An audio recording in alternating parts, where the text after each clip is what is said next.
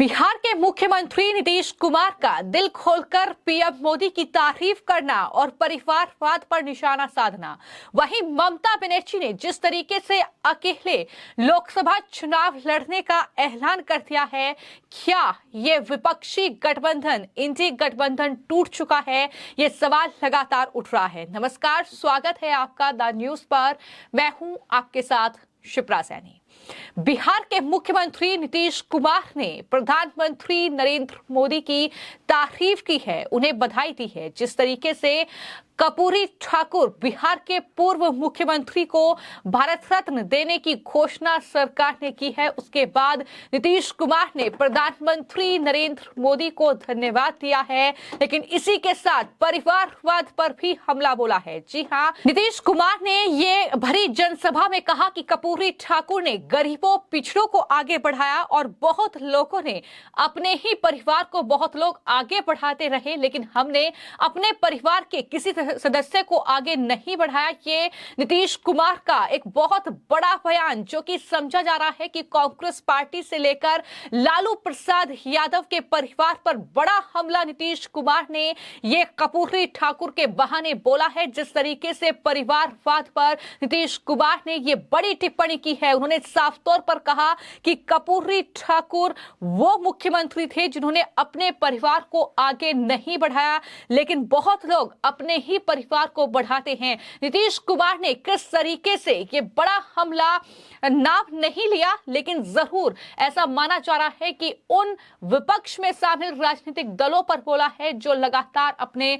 परिवार को बढ़ावा दे रहे हैं, जिसमें लालू प्रसाद यादव का परिवार इसका एक बड़ा उदाहरण है। जननायक कर्पूरी ठाकुर जी को भारत रत्न भी प्रदान किया गया। अब आप जानिए ना, उनको भारत रत्न प्रदान करने के लिए तो हम तो शुरू से कह रहे हैं। आप अगर देखिएगा तो जब हम लोगों की सरकार बनी है 2005 में, तो 2006 के बाद 2007 से लेकर के आई 2023 तक हर साल, पहले कांग्रेस की सरकार या और की सरकार, बाद में अभी जो सरकार है, इन सब लोगों को हम अनुरोध करते रहे, लिखते रहे कि भाई जननायक कर्पूरी ठाकुर जी का भारत रत्न प्रदान किया जाए। अभी लोग नहीं करते थे, लेकिन कल कर दिया है, तो मुझे खुशी है। मैं इसके लिए केंद्र सरकार को और प्रधानमंत्री जी को भी मैं बधाई देता हूं कि उन्होंने स्वीकार कर लिया। अब पता चल गया है कि जननायक कर्पूरी ठाकुर जी का काम इतना तेजी से हुआ और हम लोग शुरू से ही उनके काम को आगे बढ़ाने के लिए जितना काम किए हैं, तब सबको लगने लगा है कि अगर उनकी इज्जत करेंगे तभी जाकर के उनको भी कुछ मिल सकता है। तब जो भी हो, अब जो कर दिए, जिस कारण से भी कर दिए, मुझे तो खुशी है, तब बधाई देता हूं। और जननायक कर्पूरी ठाकुर जी के सब काम को, आज जननायक कर्पूरी ठाकुर जी अपने किसी परिवार को कुछ करते थे। आजकल लोग परिवार का लोग कितना करते रहता है, नेता बनता है।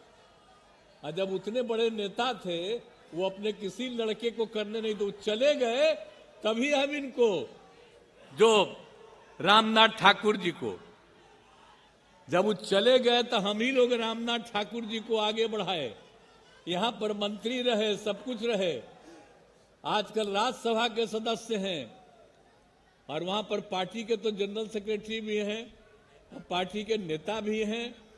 हर तरह से उनका इज्जत हम लोग करते हैं। तो हम लोग तो करते हैं, लेकिन आजकल तो बहुत लोग अपने परिवार को बढ़ाते रहता है। लेकिन आप समझ लीजिए कि जननायक कर्पूरी ठाकुर जी कभी भी अपने परिवार को नहीं बढ़ाए। और एक ही बात जान लीजिए कि जननायक कर्पूरी ठाकुर जी से ही सीख करके हमने भी अपने किसी परिवार को आज तक नहीं बढ़ाया है, यह पक्का जान लीजिए।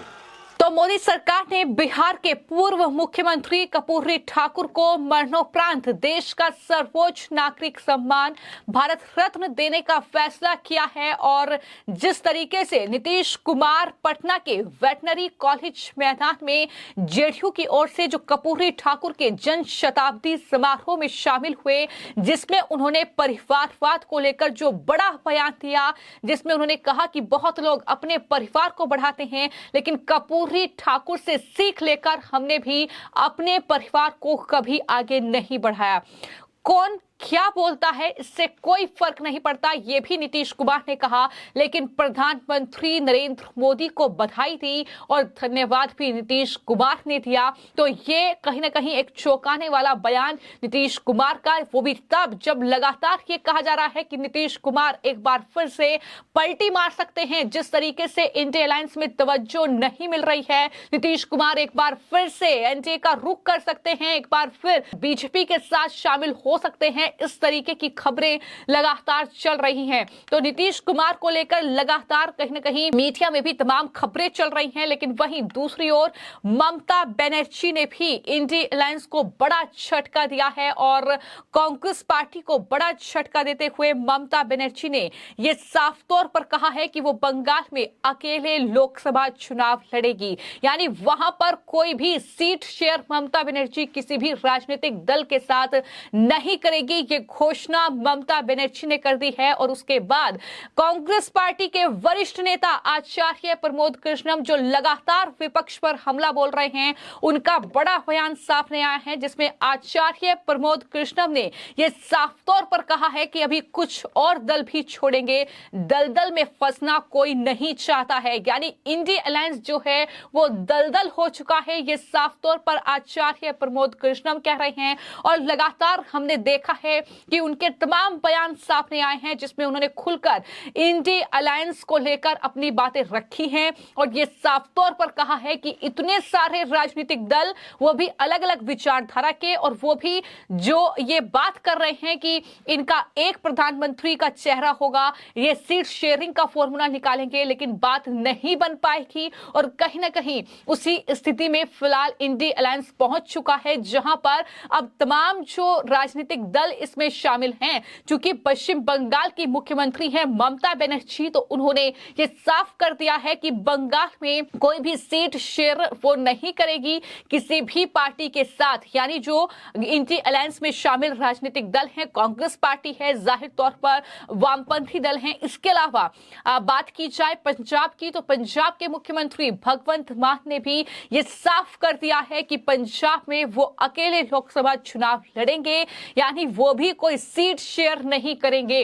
तो इस तरीके से तमाम जो राजनीतिक दल हैं, उन्होंने कहीं ना कहीं शुरुआत कर दी है अपने अपने जो जिस राज्य में वो सत्ता पर काबिज है, कि वहां पर वो किसी भी पार्टी के साथ सीट शेयर नहीं करेंगे। तो अब इस इंडिया अलायंस का क्या होगा, ये बड़ा सवाल है। क्या ये इंडिया अलायंस यहीं पर टूट चुका है, बिखर चुका है और प्रधानमंत्री नरेंद्र मोदी को हराने का सपना भी यहीं पर विपक्ष का चकनाचूर हो चुका है? लेकिन इन सब के बीच जाहिर तौर पर अगर सबसे बड़ा झटका किसी के लिए है, तो वो है कांग्रेस पार्टी, जिनके पास अपना यूपीए का एक गठबंधन था, लेकिन किस तरीके से नीतीश कुमार ने पहल की और उनकी पहल पर ये पूरा अलायंस तैयार हुआ। और आज स्थिति ये है कि बिहार के मुख्यमंत्री को ही दूध में गिरी मक्खी की तरह निकालकर फेंक दिया गया है और कहीं ना कहीं ये तमाम राजनीतिक दल एकजुट नजर आ रहे हैं, चाहे लालू का परिवार हो, चाहे कांग्रेस पार्टी के नेता हो, राहुल गांधी हो, सोनिया गांधी हो,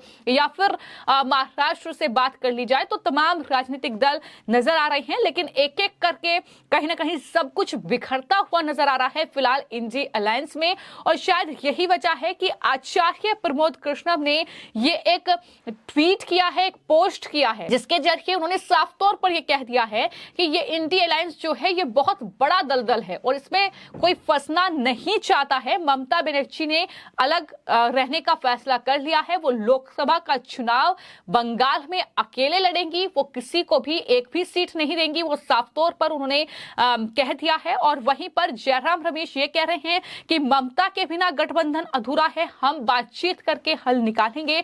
लेकिन इसका हल निकलना मुश्किल है। ये शुरू से ही माना जा रहा था कि जिस तरीके से तमाम राजनीतिक दल एकजुट नजर आ रहे हैं, लेकिन ये आने वाले वक्त में जैसे जैसे चुनाव करीब होंगे वैसे वैसे बिखरते चले जाएंगे। चुनाव में बेहद कम वक्त है और कहीं ना कहीं विपक्ष के लिए मुश्किलें उतनी ही ज्यादा अब बढ़ चुकी हैं।